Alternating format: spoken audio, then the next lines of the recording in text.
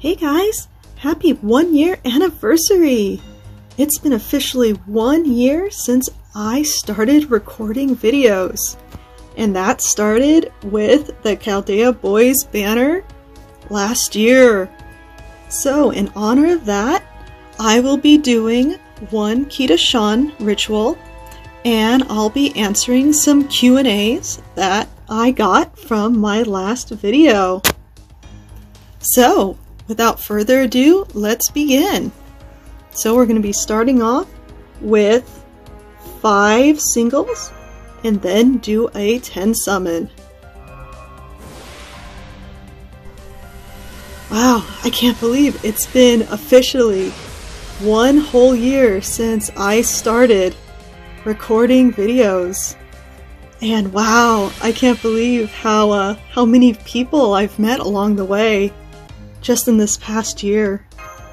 It's been really incredible, so thank you guys so much for joining me this past year of summoning. And here's to hopefully another wonderful year of summoning. Wow, starting off, I did not think I would be getting as far as I have, so it's been an incredible ride, and I hope you guys have enjoyed these roll videos as much as I have had creating them. Hey, is this I think that's my third Lancer in a row. Alright, 2 more. Got a slight loading, which means it's probably an event CE. So I have not gotten any of the event CEs. And then after the Men After the Rain, very nice. I would like to get at least 1 copy of all of the event CEs eventually, so that would be very nice.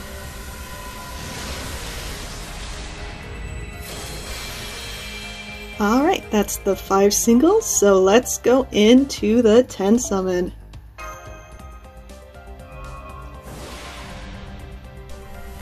Oh my gosh, gold right off the bat.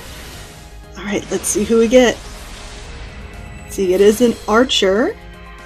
See, it's Tristan! Oh my gosh! Alright, confirmed. Story locked characters are on this banner. Yes, I thought in the Valentine's Day there were story locked female servants, but apparently there weren't, so. But this time, looks like Boys Banner, we get the story locked male servants as well, which is very cool.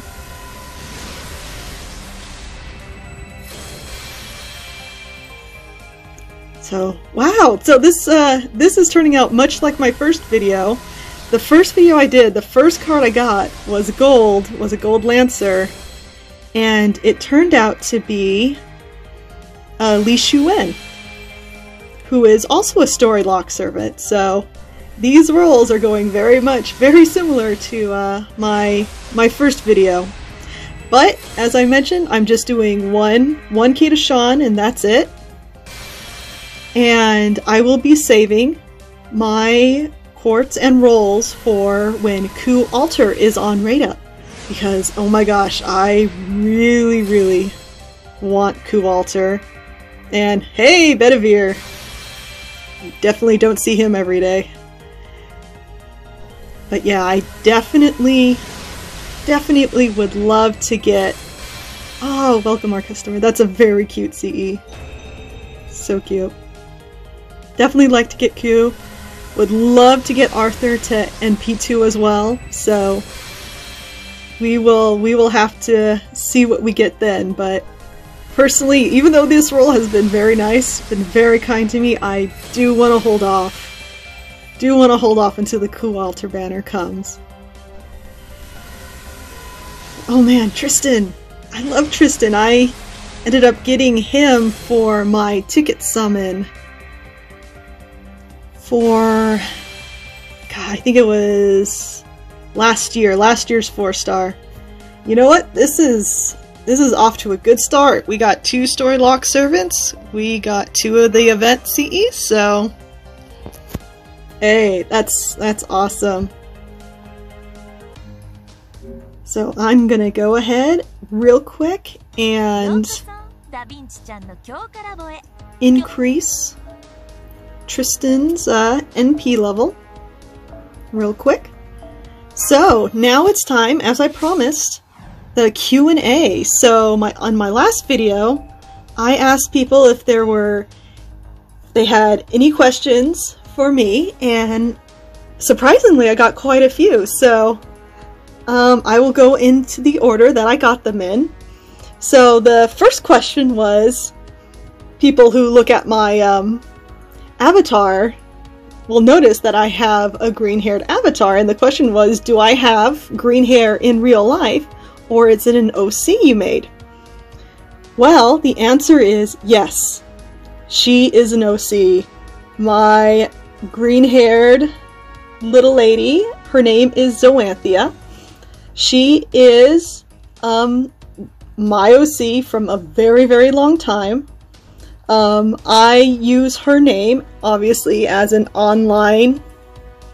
online persona, so, but yes, Zoa is a wonderful OC. I have gotten a lot of beautiful art made for her over the years, and you know, if you guys come on Twitter and ask to, you know, see her, hear more about her, learn more about her, you know, I'd love to talk to you guys all day about her.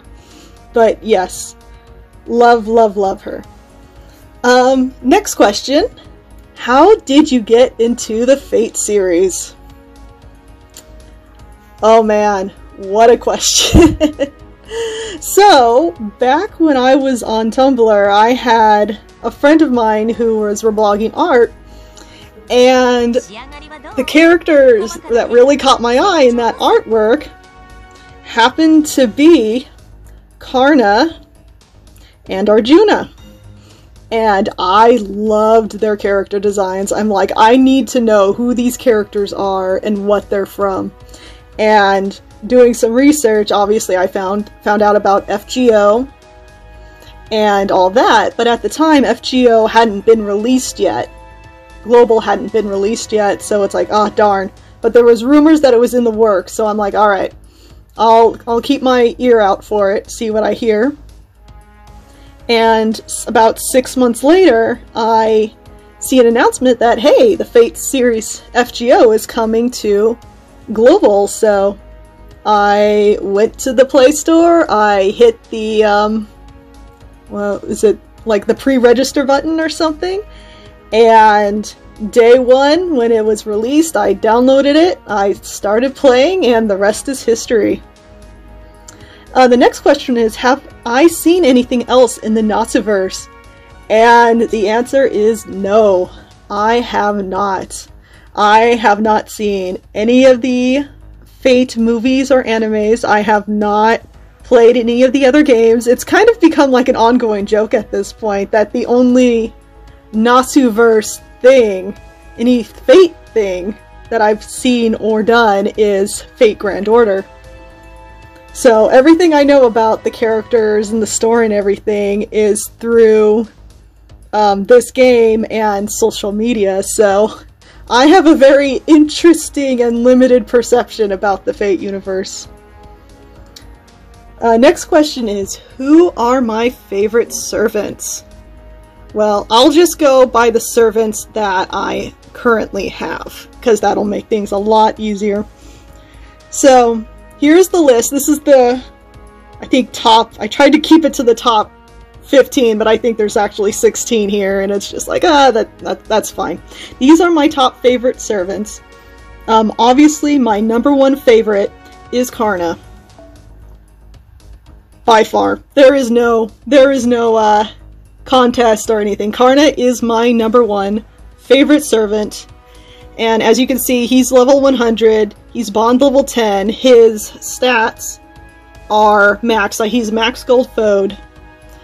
Favorite servant in the game, you know, stats all 10, 10, 10, obviously, I did my work for him, he's NP2, would love to get him NP5 someday, but that's just a dream, you know, would love to do that, but Karna is my number one, and then obviously number two is Arjuna. So yeah, those are my two top favorites. They can't, you know, that it doesn't get much more favorite than that. And then I got another question, is top 5-star servants. This one's a little trickier because there's a lot of really good 5 stars, but obviously Karna, Arjuna, Enkidu, Merlin, and then I would place that last one on Ozymandias. And I was thinking earlier today that if I didn't know about Karna and Arjuna, and I just came into this game without knowing anything, if Karna or Arjuna did not exist, I would say that Ozzy would probably be my favorite servant of Fate. And along with because I'm just a big fan of Egypt and Egyptian mythology in general, so like Nitocris, to say the least, Nitocris, you know, both forms, they're both Grail, they're both level 90 now, are also very, very high up there on my list of favorite servants. And it's interesting, like a character that really looks out of place for me here is Kiara. And the reason I really like Kiara is because, at least for me when I played this CCC event, she seemed like an irredeemable villain. Like, she was bad through and through. I feel like the only reason she's with you in FGO at all is for her own selfish gains and what she's trying to do. Like, eventually I feel like she's gonna stab me in the back. And for some reason, I really like that concept of she is an irredeemable villain who's on your side at the moment just because she needs to save the universe, because she needs humans to survive as well. So I really like that aspect of her. On top of that, she's really fun to use as a character. And out of all these characters, I want to give a special shout out to Vlad. He was my first 5-star that I rolled in the game. He was my first character that I got to bond level 10, and he just holds a special place for me. So he gets a special shout out in terms of favorite servants. And then last question is, which servants have you grailed besides Nitocris? The servants that I have grailed besides Nitocris are Arjuna and Karna. And then, of course, both of the Nitos. And those are the only servants I have grailed. I'm currently holding on to... I'm currently holding on to 11 grails at the moment. 5 of those grails I am saving for Arjuna Altar when he comes out. So those grails are already put aside for him. So right now I have 6. I'm not sure who I'm going to use them on. Arthur's a good candidate for that. I really do like Arthur. Enkidu. Enkidu, for me, is a really good prime target for it just because of how powerful his Noble Phantasm is. And getting him that much more powerful will just be total overkill. But, yeah. Gil is also a very good choice for grails, but as you can see, I'm a little low on QP, so grailing getting one at the moment is out of the question, but yeah, gosh, those two are done. They're done. So that is all the questions I got for the Q&A. Thank you anyone who stuck around till the end here and listened to me ramble all the way through. So I just want to say happy 1 year. And here's to hopefully another great year of summoning videos. And I will see you again when Ku Altar shows up. So, bye now.